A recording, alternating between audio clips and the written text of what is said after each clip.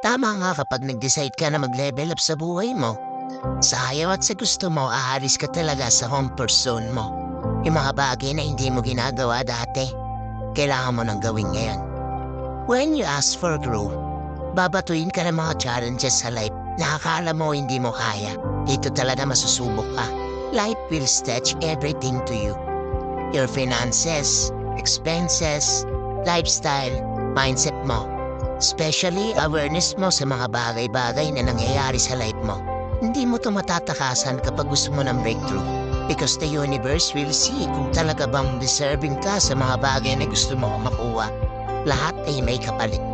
If you ask for success, when you should invest time, effort, passion, and persistence sa ginagawa mo. Kaya kung napanood mo to, accept the challenges na binibigay sa'yo. Embrace it. Naniniwala ako na kapag nalampasan mo yan, worth it lahat ng pagod mo.